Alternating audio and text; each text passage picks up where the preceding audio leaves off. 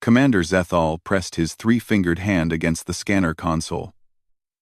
His purple skin turned pale as data streams flooded the main display of the collective's most advanced reconnaissance vessel. The human warship floated before them, a dark silhouette against the stars.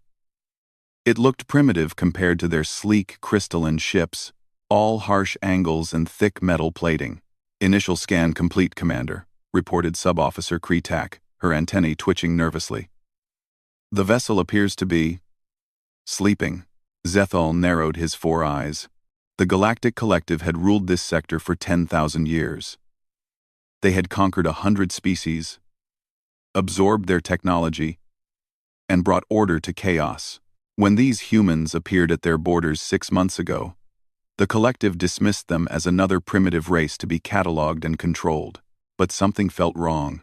"Define sleeping," Zethal commanded, his voice carrying the authority of someone who had led successful campaigns against the Zarathian Empire and the machine consciousness of Sector 9. Kretak manipulated the holographic interface with practiced ease. "Minimal power signatures, Commander. Life support active in only 30% of the ship. Weapons systems offline. Engine output at 5% capacity." It's as if they're drifting. The bridge crew relaxed slightly. Perhaps these humans were as backwards as initial reports suggested. Their ships used crude fusion reactors instead of quantum cores. They still relied on projectile weapons alongside energy beams. They communicated with radio waves like children playing with tin cans and string. "Continue deep scan," Zethal ordered. "I want to know everything about this vessel before we report back to the Collective Council." The scanner beam intensified, penetrating deeper into the human ship's hull. Data cascaded across multiple screens as the advanced sensors cataloged every circuit, every rivet, every molecule of the alien vessel. "Strange," muttered Velzone, the chief science officer. His 6 arms danced across his workstation. "I'm detecting unusual compartmentalization. The ship is divided into thousands of sealed sections." "Damage control," suggested Kretak. "Perhaps they've suffered multiple hull breaches." Velzone shook his bulbous head. "No. The seals are deliberate. Part of the original design. And Commander, I'm reading biological matter throughout the ship, not just in crew quarters." Zethal leaned forward. "Explain." "The walls, sir. The actual structure of the ship. There are organic compounds woven into the metal. It's like the ship itself is partially alive." A chill ran through the bridge. The Collective had encountered bioships before, but those were grown, not built. This was something different, something that made even hardened veterans uncomfortable. "There's more," Velzone continued, his voice dropping. "I'm detecting massive power conduits running through the entire vessel. They're inactive now, but the capacity. Commander, if these readings are correct, this ship could generate more power than our entire fleet combined." "Impossible," Zethal snapped. "Their technology is primitive. You must be reading it wrong." But even as he spoke, doubt crept into his mind. Why would a primitive species build such massive power infrastructure if they couldn't use it?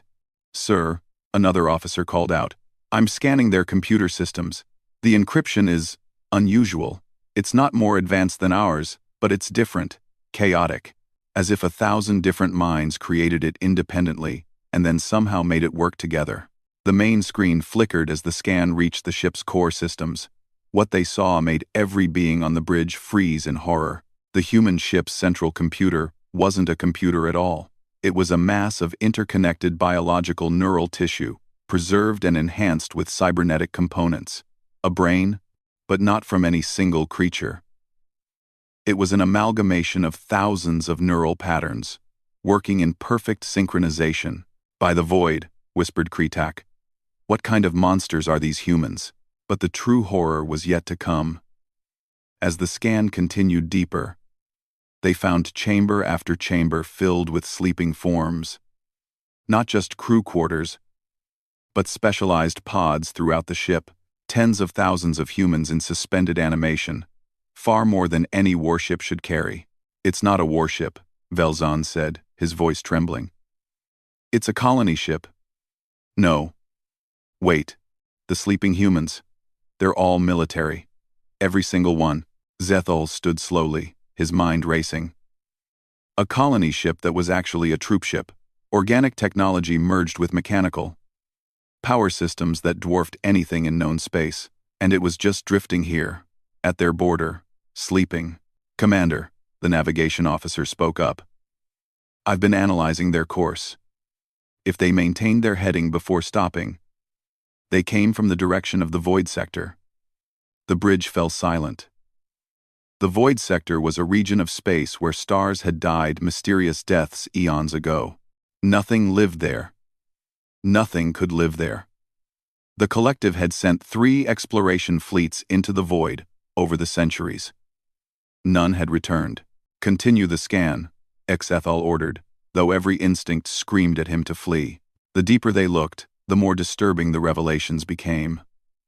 The ship's weapons, while appearing primitive, were engineered with a brutality that made even battle-hardened warriors uncomfortable.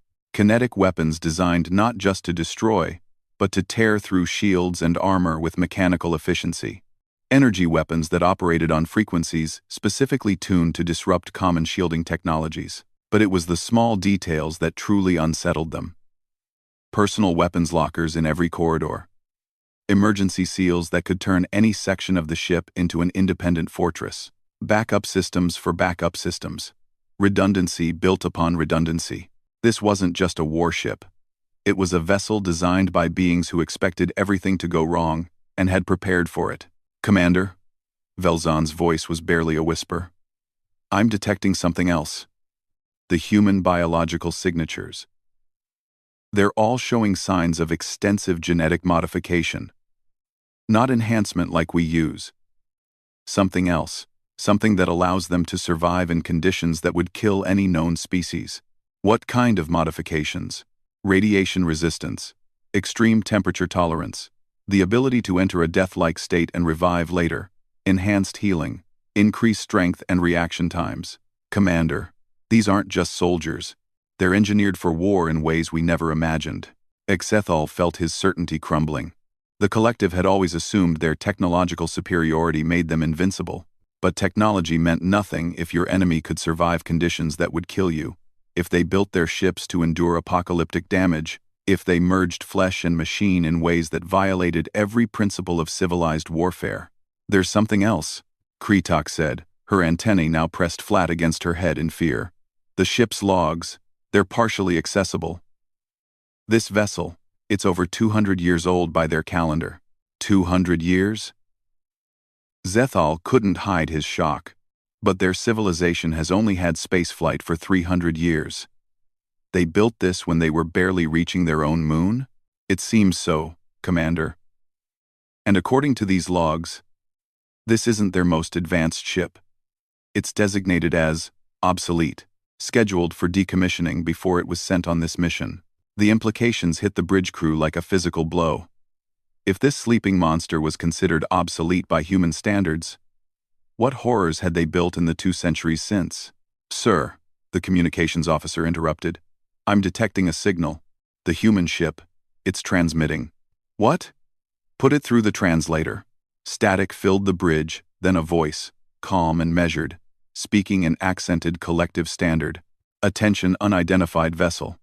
This is the UES Normandy's automated defense system. Your scans have been detected and logged. Please state your intentions within the next 60 seconds or defensive measures will be initiated. This is your only warning. The bridge erupted in panic. The ship had been aware of them the entire time. The sleeping giant was merely pretending to slumber. Cut the scan. Pull back, Xethal shouted, but it was too late. Power signatures across the human ship spiked from 5% to 50% in less than a second. Weapon systems that had appeared offline suddenly hummed with deadly energy. The massive power conduits Velzon had detected came alive, channeling energies that made their sensors scream warnings. And throughout the ship, thousands upon thousands of suspension pods began their awakening sequences. Evacuation jump. Now, Zethal commanded. As their ship's quantum drives spun up, the last image on their screens burned into their memories. The human warship, no longer pretending to sleep, turning towards them with a predatory grace that belied its crude appearance. And painted on its hull, now visible in the light of its awakened power systems, a name and a phrase: UES Normandy. Though I walk through the valley of the shadow of death. The collective ship jumped away, carrying with it data that would shake the very foundations of their 10,000-year empire. The humans were not primitive. They were not backwards. They were something far more terrifying. They were survivors of something in the void that had forced them to become monsters. And now, they were here, at the borders of civilized space, with their sleeping fleets and their nightmare technologies. And the Normandy? It went back to sleep, drifting again, waiting. Because somewhere in the void between stars, more human ships were coming. Ships that made the Normandy look like a child's toy. The scan had revealed the truth. Humanity didn't build warships, they built survivors. And in a universe full of predators, there was nothing more dangerous than a species that had learned to be the apex predator of them all. High Admiral Zephnir stood before the collective council, his forearms clasped behind his back in the traditional pose of grave concern. The massive chamber, carved from a single crystal that had taken 1,000 years to grow, hummed with nervous energy. Representatives from all 100 member species had gathered for this emergency session. There forms a dizzying array of evolutionary paths. Honored counselors, Zephnir began, his voice carrying across the chamber through natural acoustics that predated electronic amplification. What you are about to see may disturb you. I ask for your patience and your courage. The central hologram flickered to life, displaying Commander Zethal's scan data of the human vessel. Gasps, clicks, and other sounds of shock rippled through the assembly as the information unfolded. Biomechanical integration, massive hidden power systems, tens of thousands of modified soldiers in stasis, a ship that pretended to sleep while watching everything around it. This cannot be accurate, declared Counselor Morgoth of the crystalline hegemony. Her form, a living lattice of semi-transparent mineral, chimed with agitation. No species developed such technology while still using fusion reactors and projectile weapons. It's a contradiction. That's what we thought, Zephnir replied. Until we analyzed the design philosophy. The humans don't build their most advanced technology. They build what works and what survives. Every system on that ship could be repaired with basic tools. Every weapon could function even after massive damage. They chose reliability over sophistication. Counselor Tekmar, whose species had achieved spaceflight through pure biotechnology, leaned forward, the neural mass controlling their ship. How is such an abomination possible? We've consulted our best xenobiologists, Zephnir answered. The humans appear to have developed a technique for merging multiple consciousness patterns into a single functional unit. Not a hive mind, but something else. Something that maintains individual thought patterns while achieving collective processing power. It's as if they found a way to make death itself serve their purposes. The chamber fell silent as the implications sank in. The collective had encountered many forms of life, from pure energy beings to mechanical intelligences, but none had shown such a willingness to blur the lines between life and death, between organic and artificial, between individual and collective. There's more, Zephnir continued. We've analyzed the ship's apparent origin point. The void sector. This time, the reaction was immediate and visceral. Several counselors stood, their species equivalent of shock and denial evident in their postures. Impossible, stated Counselor Vrexel, the ancient insectoid's compound eyes glittering. Nothing survives the void. 3 of our fleets proved that, and yet, the trajectory data is undeniable. The humans came through the void, and if their ship logs are accurate, they didn't just pass through it. They lived there. For generations. Zephnir activated another display. This one showed energy readings from the void sector, collected over centuries of long-range observation. Look at the patterns. See how they change roughly 200 years ago? Something happened in the void. Something that required the humans to evolve or die. and they chose evolution of the most extreme kind. Counselor Lithani, whose aquatic species prided itself on patience and wisdom, spoke slowly. You're suggesting the humans were forced to become what they are? That something in the void required such adaptations? Consider the evidence, Zephaniah replied. Genetic modifications for radiation that shouldn't exist naturally. Ship designs that assume constant attack from all directions. Weapons tuned to frequencies that no known shields protect against. Either the humans are the most paranoid species in galactic history, or they're preparing for something we haven't encountered yet. Surely you exaggerate, Counselor Morgoth insisted. One ship does not represent an entire species. Perhaps this is merely an experimental vessel, not representative of their true capabilities. Zephaniah's expression grew grim. That's what we hoped. Until we detected their others. The hologram shifted, displaying a star map of the border region. Dozens of points began to glow. After Commander Zethal's encounter, we tasked our deep space sensor arrays to scan for similar signatures.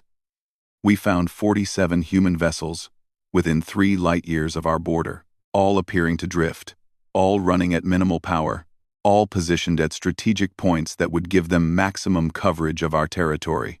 The council erupted. Voices in 100 languages demanded answers, explanations, action. The High Speaker, an ancient being whose species had founded the collective, raised one withered appendage for silence. Show us the deployment pattern, the High Speaker commanded. The star map zoomed out, revealing the positions of all detected human ships. The pattern that emerged made military strategists throughout the chamber recoil. It wasn't random, it was a perfect defensive screen, each ship positioned to support the others, creating overlapping fields of fire that could devastate any attacking fleet. They're not invading, whispered Counselor Tazrik, whose species had conquered a dozen worlds before joining the collective. They're building a wall. Against what? Perhaps, suggested Counselor Yundai. We should attempt communication. Surely a species capable of such technology would be amenable to diplomacy. Zephaniah nodded. We've tried. Standard first contact protocols. Mathematical sequences. Language primers. Even direct broadcasts in their own languages recovered from their ship's logs. The response is always the same. He activated an audio file. A human voice, flat and emotionless, spoke. Humanity acknowledges your communication. We have no hostile intent toward species that respect our boundaries. Do not approach within 1 light-year of any human vessel. Do not scan our ships. Do not attempt to board or investigate. Compliance ensures peace. Violation ensures response. This message will not be repeated. Arrogant creatures, spat Counselor Rextor. They dare dictate terms to the collective? We should mobilize the fleet immediately. Show them the price of such insolence. And if we do? Zephaniah asked quietly. What happens when we wake all 47 of those sleeping ships? What happens when they bring their 5% power systems to full capacity? What happens when hundreds of thousands of modified soldiers emerge from stasis, backed by technology we don't fully understand? You speak as if we've already lost, Rextor snarled. The collective fleet numbers in the thousands. We have weapons that can crack planets, and they have ships that survived the void, Zephaniah countered. Whatever is in that dead region of space. It was enough to turn a species barely 3 centuries into spaceflight into something that makes our scanners scream warnings. Do we really want to discover what weapons they developed to survive it? The High Speaker raised its appendage again. What do you recommend, High Admiral? Zephaniah straightened. Observation. Careful, distant observation. We study them, without triggering their defensive responses. We learn what drove them to become what they are, and we prepare for the possibility that whatever lurks in the void might one day emerge. You think they're refugees, Counselor Lithani said, understanding dawning in her voice. They're not conquerors. They're guards. Consider their behavior. Zephaniah said. They don't expand. They don't demand resources. They don't seek conflict. They simply watch and wait. Like sentinels, like beings who know something we don't. Counselor Morgeth's crystalline form darkened with thought. The ship's name, Normandy. Our linguistic analysis suggests it references a historical battle from their homeworld, a desperate defense against overwhelming odds. Every human ship we've detected bears similar names, Zephnir confirmed. Thermopylae, Alamo, Rorke's Drift, Stalingrad, all references to last stands, desperate defenses, places where small forces held against armies. The pattern was becoming clear, and it sent chills through species that regulated their temperature and those that didn't alike. The humans didn't name their ships after victories. They named them after places where people had chosen to die rather than retreat. There's one more thing, Zephnir said, his voice heavy. The bio-neural mass controlling their ships. We've managed to decode some of its surface thoughts during active scanning. And? The high speaker prompted. It dreams. The amalgamated consciousness dreams. And its dreams are full of darkness between stars. Of things that hunt in the void. Of a war that hasn't ended but merely paused. Honored counselors, I believe the humans aren't preparing for a war. They're still fighting one. And we've stumbled into no man's land. The silence that followed was profound. For 10,000 years, the collective had believed itself the apex of galactic civilization. They had brought order to chaos, peace to warring systems, advancement to primitive worlds. But now, at their border, slept a species that had transformed itself into something beyond their understanding. What are our options? Counselor Vrexul asked, the practical insectoid cutting to the heart of the matter. We could attempt to go around them, suggested Counselor Tekmar. Explore in other directions. The human ships adjust their positions when we move our patrols, Zephnir replied. They maintain the same buffer distance. Always watching. Always ready. Then we respect their boundaries, the high speaker decided. For now. But we prepare. We develop new technologies. We strengthen our fleets. If the humans are truly standing guard against something from the void, we must be ready for the day their vigil fails. And if they're the threat? Rextor demanded. If this is all an elaborate deception? When, then we'll face a species that has merged flesh and steel, life and death, individual and collective in ways we never imagined, Zephnir answered. A species that builds obsolete ships more powerful than our newest vessels. A species that stations sleeping armies at our borders and calls it peacekeeping. The council session continued for hours, debates raging over responses and preparations. But in quiet moments, when members caught each other's eyes, the same unspoken fear passed between them. The humans had survived something in the dark between stars, survived it by becoming something that terrified a galaxy-spanning civilization. And now they waited, patient as death itself, at the borders of known space. That night, across 100 worlds, children of the collective were told new stories. Not of the monsters in the dark, but of the monsters who chose to become darker still. Of the humans who sleep with one eye open, who build ships that think with stolen thoughts, who name their vessels after last stands. And in the void between stars, 47 human ships drifted in perfect formation, their bio-neural cores dreaming of battles yet to come, their modified crews sleeping the sleep of the ready, their obsolete weapons powered down but never truly offline. The galaxy had met humanity. And it had blinked first. But in the deep void, where stars had died and space itself seemed wounded, something stirred. Something that had driven humanity to transform itself into the galaxy's newest nightmare. Something that was getting closer. Deep Space Sensor Station Vigilance 7 detected it first. A gravitational anomaly at the edge of the void sector. Subtle, but growing. Officer Kalimar, working the night shift alone, almost dismissed it as a calibration error. But something made her look closer, run a second scan, then a third. The readings made no sense. Space itself was bending, folding, as if something massive was pushing through from somewhere else. But there was no mass to account for the distortion, just a growing absence where reality seemed thinner. Kalimar's training kicked in. She triggered the priority alert.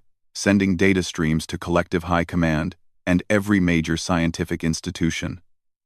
Within minutes, observatories across 1,000 worlds turned their attention to the anomaly. What they saw changed everything. High Admiral Zephnir stood on the bridge of the collective's flagship, Eternal Order, watching the live feeds with growing dread. Around him, the best military minds of 100 species worked frantically to understand what they were seeing. "It's not coming from the void," Chief Scientist Delvor reported, her voice tight with controlled fear. "It's coming through the void. The dead zone isn't empty space. It's a barrier. And something just found a way to breach it." On the main screen, the anomaly pulsed like a wound in space. Energy readings spiked in spectrums they had no names for, and then, with a silent scream that every psychic species in the galaxy felt, it tore open. What emerged defied description. Not a ship, not a creature, but something between and beyond both.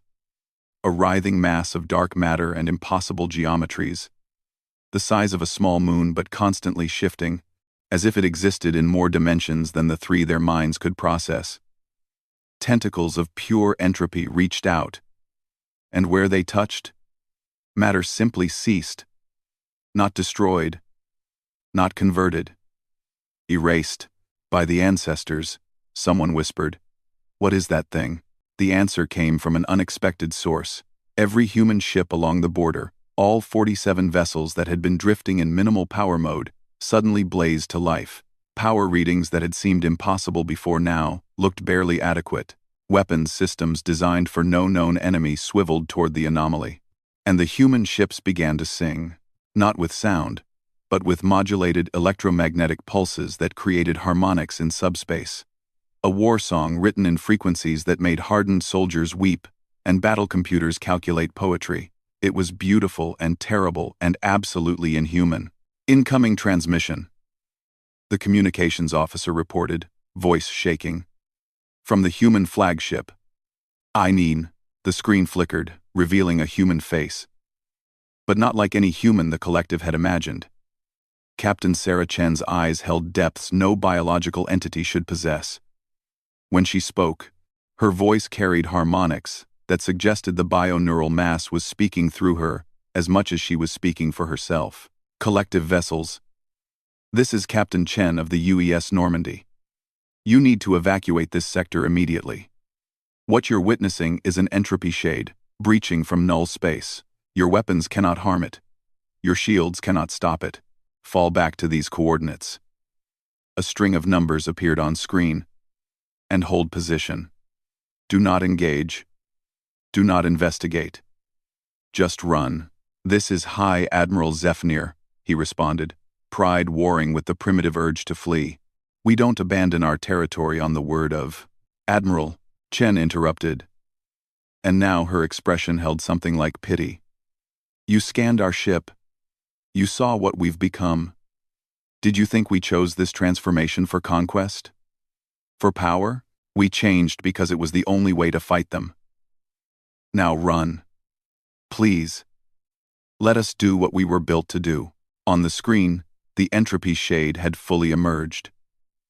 It moved without moving, existed without being, and wherever it passed, the fabric of space itself began to unravel. A collective patrol ship, too slow to react, simply stopped existing when a tendril of unreality brushed its hull. No explosion. No debris. Just absence. "All ships, emergency jump to provided coordinates," Zephnir commanded. Pride meant nothing in the face of annihilation. As the collective fleet retreated, they watched humanity go to war. The 47 ships moved in perfect synchronization, not like vessels crewed by individuals but like organs of a single organism. They formed a three-dimensional mandala in space, each ship precisely positioned according to mathematical principles that hurt to contemplate. The Normandy began first. Its massive power conduits, the ones that had so puzzled the scanners, erupted with energies that shouldn't exist in normal space. The bioneural mass at its core didn't just control the ship, it merged with it, consciousness and metal becoming one writhing weapon. The human soldiers emerged from stasis. But they didn't man battle stations. Instead, They linked directly into the ship's systems, their modified nervous systems becoming additional processing nodes. 10,000 minds became one thought, one purpose, one weapon. The entropy shade noticed them. How could it not? If it had anything resembling attention, the human ships demanded it. They were an affront to its nature order imposed on chaos. Life persisting where it should fail. Existence itself weaponized. It struck first, tentacles of unbeing lashing out at speeds that mocked physics. But the humans were ready. They had been ready for 200 years. The war song changed pitch, and reality itself became a weapon. The human ships didn't fire projectiles or energy beams. They fired concepts. Mathematical equations given physical form, paradoxes that forced the universe to choose between possibilities, logical loops that trapped portions of the shade in philosophical prisons. Where human weapons struck, the entropy shade recoiled. Not in pain, it was beyond such concepts, but in something like surprise. These little sparks of ordered matter were fighting it with its own nature, turning entropy against itself, using the very forces of dissolution as a shield. Magnificent, breathed Delvor, watching from the safe distance of the fallback position. They're not destroying it, they're confusing it, making it argue with itself about whether it exists. But the cost was visible. Each attack drained the human ships visibly. Hull plates aged decades in seconds. Power systems burned out and were replaced by backups. Then backups of backups. And the soldiers linked into the systems. They were dying, not from enemy fire, but from the sheer strain of thinking thoughts that mortal minds shouldn't hold. Captain Chen's image appeared on every collective screen, broadcast wide. Her face was drawn, aged years in minutes, but her voice remained steady. "This is what we are," she said simply. "This is why we changed. The entropy shades destroyed our first colonies in the void, erased entire worlds by making them never have existed. We could have run, should have run, but we knew they would keep coming, keep growing, keep devouring reality itself until nothing remained but the void between thoughts." The battle raged on screen. 2 more human ships ceased to exist, their sacrifice buying seconds for the others to reposition. The mandala reformed, adapted, evolved in real time. "So we did the unthinkable," Chen continued. "We studied our dead, learned from our erased. We discovered that consciousness itself, properly configured, could impose order on entropy. But no single mind was strong enough. So we became Legion. We merged the living and the dead, the organic and mechanical, the individual and collective. We became what the universe needed us to become." The entropy shade was struggling now, its form less coherent, its attacks less coordinated. The human ships pressed their advantage, pouring impossible energies into wounds in reality itself. And for the first time in galactic history, an entropy shade began to retreat. "This is our purpose," Chen said, and now her voice carried the weight of every human who had ever died fighting the void. "This is our vigil. We don't conquer, we don't expand. We stand watch at the borders of reality itself, because we're the only ones who can. We are humanity. We are the line that says, no further. We are the answer to entropy itself. That life finds a way. Always finds a way. Even if it must remake itself into something unrecognizable." The shade made one last desperate attack. A wave of unbeing that should have erased the entire human fleet. But the ships were ready. They collapsed their mandala into a single point, every consciousness merging into one impossible moment of pure, ordered thought. The collision of order and entropy created a flash that overloaded every sensor in 3 star systems. When vision returned, the entropy shade was gone. Not destroyed, such things couldn't be destroyed, but banished, forced back through the wound it had created, sealed out of this reality for now. Of the 47 human ships, 31 remained. They hung in space, battered and dying, held together more by will than by engineering. But they had won. Again, Chen's face appeared one last time. She looked ancient now. The cost of communion with the ship's consciousness written in every line. But she smiled. And it was purely, beautifully human. The vigil continues, she said simply. We'll repair. We'll rebuild. We'll return to our watch. Because that's what we do. That's what we are. Humanity endures. No matter the cost. No matter what we must become. We endure. The transmission ended. The human ships, those that could still move, began the slow process of returning to their positions. They would drift again, sleeping again, waiting again. But now the galaxy knew the truth. Humanity hadn't become monsters for power or conquest. They had become monsters because someone had to. Because in the dark between stars, worse things than monsters waited, and the only thing standing between the collective's peaceful worlds and the hungry void was a species willing to sacrifice everything, even their own humanity, to hold the line. On the bridge of the Eternal Order, High Admiral Zephnir stood in silence for a long moment. Then, slowly, he raised his primary arm in the highest salute the collective military knew. Around him, every officer of every species did the same. They were saluting the watchers in the dark, the ones who had gazed into the abyss and chosen to become something even the abyss would fear. The humans who slept with one eye open, dreaming of battles in dimensions that shouldn't exist, standing guard against nightmares made real. Later, when the collective council met in emergency session, the decision was unanimous. The borders would be respected. Resources would be offered to help humanity maintain their vigil, and children across 1,000 worlds would learn new stories. Not of the monsters in the dark, but of the heroes who chose to become darker still. Of the species that faced the ultimate predator and evolved past it. Of the humans who built ships from the dreams of the dead and stood watch at the edge of forever. And in the void between stars, where reality grew thin and hungry things waited, humanity's obsolete ships drifted in perfect formation. Their bioneural cores dreamed of fire and mathematics. Their modified crews slept the sleep of the eternally ready. Their weapons powered down but never offline. The vigil continued. It would always continue, because that's what humanity had become, not conquerors or explorers or builders of empires. They had become the guardians at the gate. The thin line of impossible order against infinite entropy. The answer to the universe's darkest question. What happens when the void stares back? Humanity happens, and the void learns to blink first. In the aftermath, as reports spread across the collective, a new understanding emerged. The scan of the human ship hadn't revealed a threat, it had revealed a shield. A species that had faced the impossible and chosen to become more impossible still. A reminder that sometimes, the most terrifying thing in the universe is not the monster, but the one willing to become a monster to stop it. And so the galaxy slept a little sounder, protected by nightmares of their own making. Guarded by the species that had looked into the heart of entropy itself and said, "Not today. Not ever. Not while we draw breath or process thought or dream of better things." The humans stood watch. And the darkness, for all its hunger and patience and inevitable victory, hesitated.